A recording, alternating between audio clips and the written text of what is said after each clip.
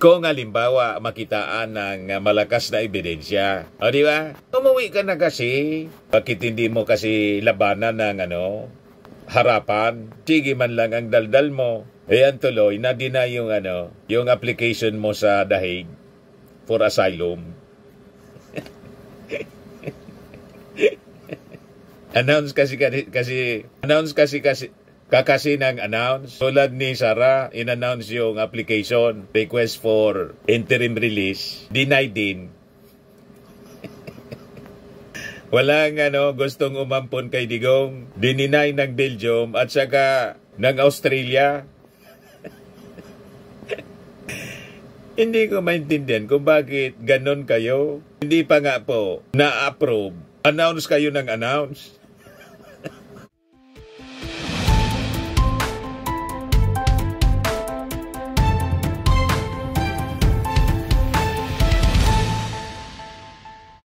Hello po mga kababayan, si Dante Maravillas, Bicolano vlogger, broadcast journalist from Albay. Dito tayo sa pagrarad ni Harry Roque. Gustong patalsikin sa Senado si Risa Hontiveros kasi nag-fabricate daw ng mga ebidensya sa issue ng Pogo. Ayan si Harry Roque mga kababayan, grabe na stress. Ako tingin ko kay Atty. Harry Roque, mga ilang araw pa baka bumigay na. Mawala na mga kababayan sa katinuan. Dahil po sa kanyang kagagawan, parang si Sara Duterte, malapit nang mawala sa katinuan sa mga kalakuhan na pinasok niya. Yan sabi dito sa balita. In a fiery Facebook Live, kahapon, former presidential spokesperson Harry Roque accused Senator Risa Hontiveros of orchestrating a campaign to falsely link him to illegal operations ng Pogo sa ating bansa. Sabi ni Roque, si Risa niya nagbayad ng up to 500,000 para taniman or to plant witnesses and fabricate testimony against him. Parang masyado man unbelievable Atty. Harry Roque. Ano man ang makukuha ni Risa Hontiveros? Halimbawa ipin down kanya. Ano man yung pakinabang niya, 'di ba? Si Risa Hontiveros, incumbent senator. Kayo po, pugante. Cabinet secretary, dating spokesman, pero na-demote. Kumandidato ka sa pagkasenador, talo, napakalayo.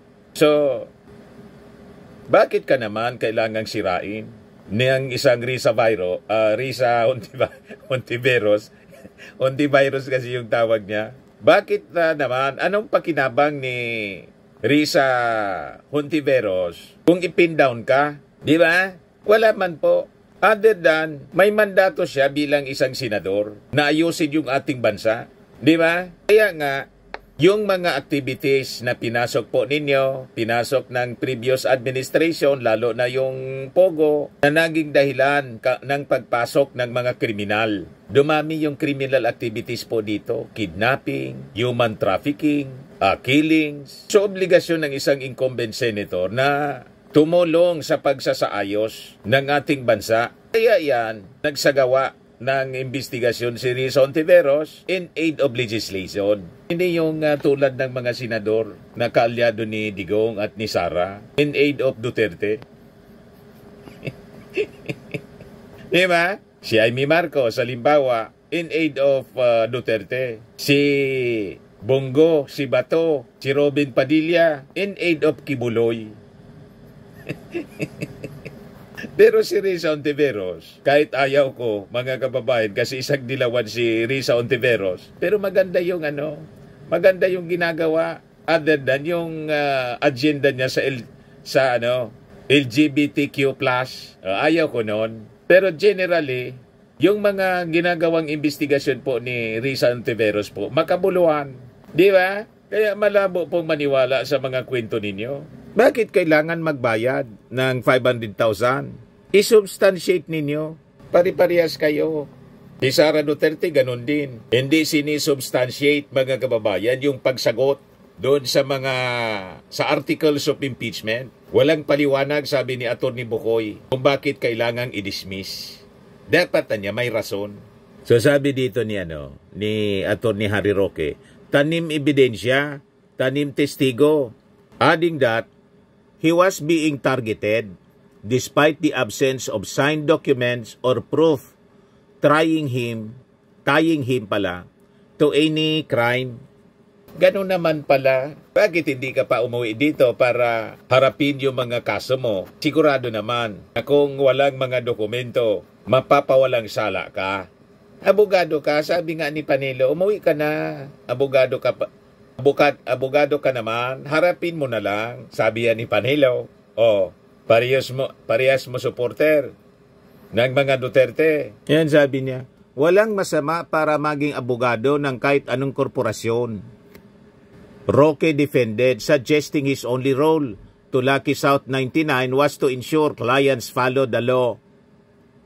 He also went on to accuse Hontiveros of misusing public funds during her time with PhilHealth, implying she benefited from excessive ad spending to boost her electoral campaign. Huwag mong sabihin, di mo ginamit ang pera ng PhilHealth para manalo sa eleksyon. Kailan mo po ng kaso si Hontiveros para maging pugante rin na tulad mo?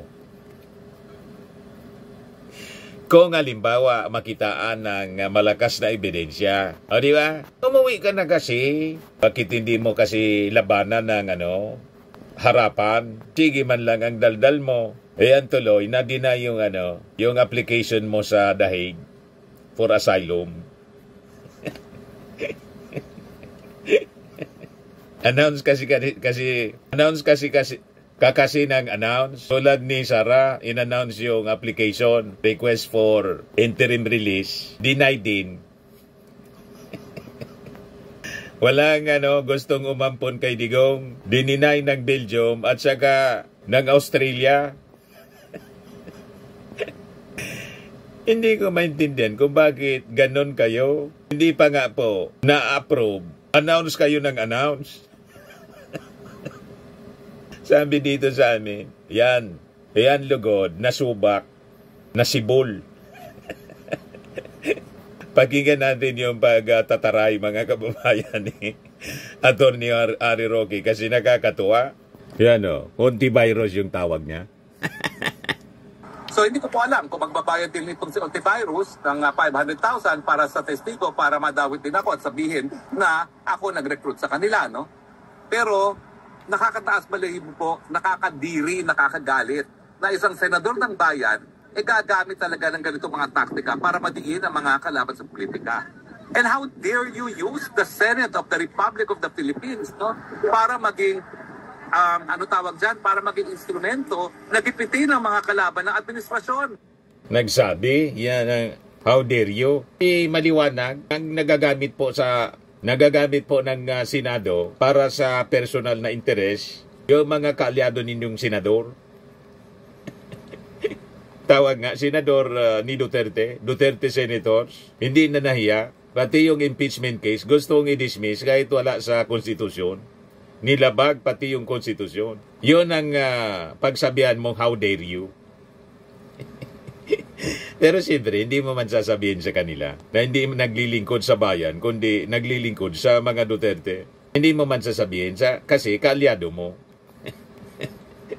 O, di ba? Yan, sabi dito, Roque dinikdik si Hontiveros. Rene, binayaran para madiin sina Kibuloy, BP Sara, Digong. Ngayon daw, siya naman yung tinatarget. Pakinggan natin mga kababayan, yung pinagdadaldal dito ni Harry Roque. Pangalan to alias Rene. O ano ngayon, nasakba kayo. Kung si alias Rene, binayaran pala para makaladkad sa kaso si Pastor Kibuloy at makaladkad itong si Inday Sara Duterte at saka si Tatay Digong. Ako hindi ako nagtataka at hindi ako nagbubulat. Kasi alam nyo, nung ako mismo ay umapir dyan sa komite ni Hontiveros, ang dami niyang invento.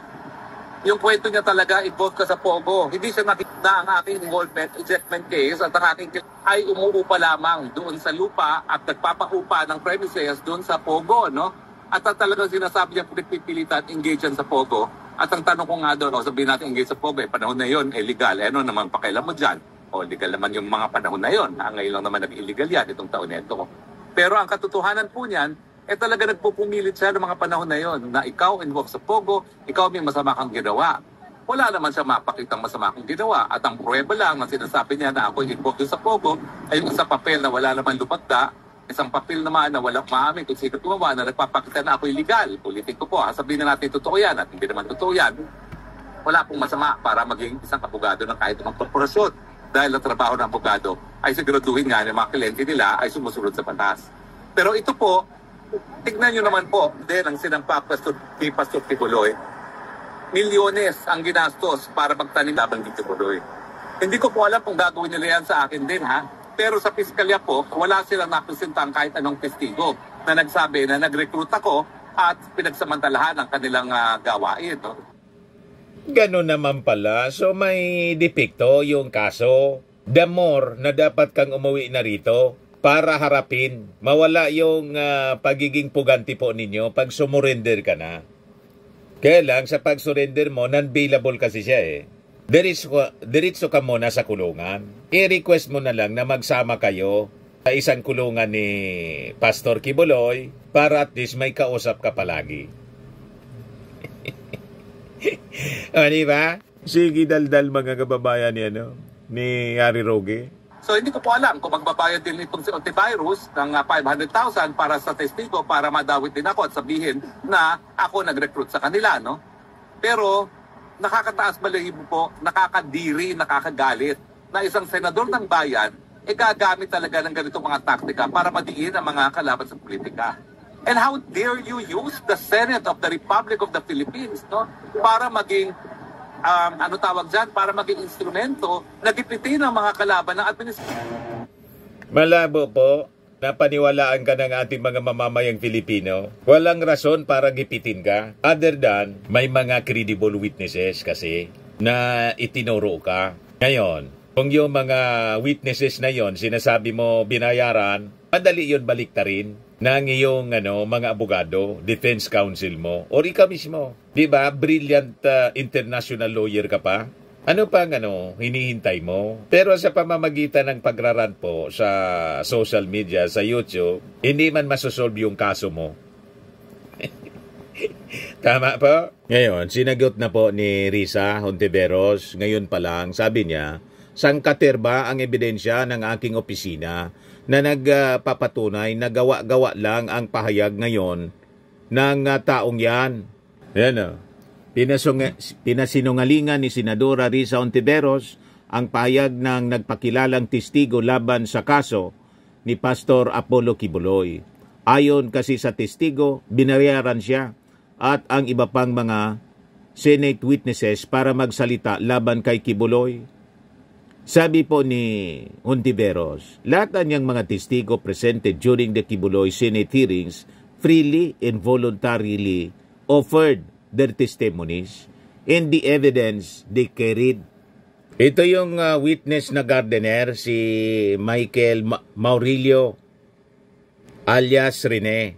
One of the masked witnesses during the Senate investigation na pinangunahan po ni Risa Hontiveros into the alleged illegal activities inside the kingdom involving Kibuloy and other officials ng KOJC. Bumaliktad kasi si Maurilio.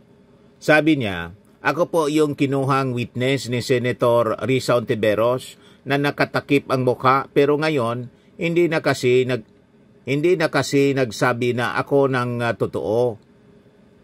Lahat ng sinabi ko at mga kasama ko doon na nag-witness sa Senado ay gawa lamang ni Senator Risa upang pabagsakin si Pastor at ang buong kingdom.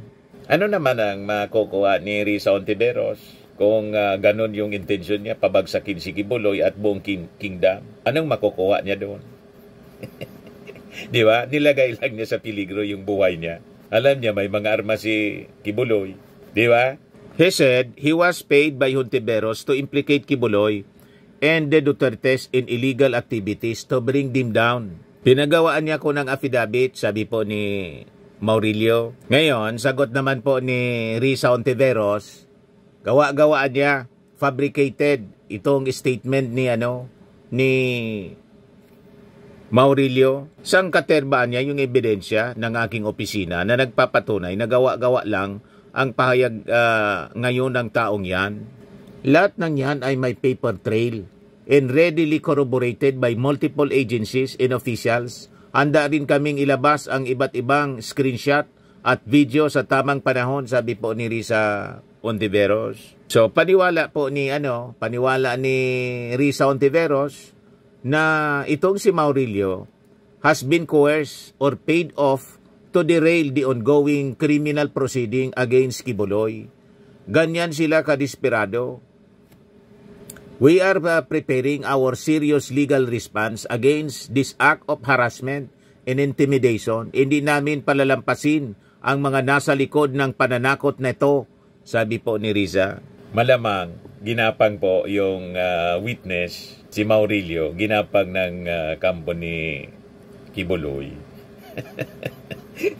O, diba? Ayun ang mga sinasabi, mga kababayan ni Atty. Harry Roque. Ginamit yun na issue para sabihin na pati siya tinatarget.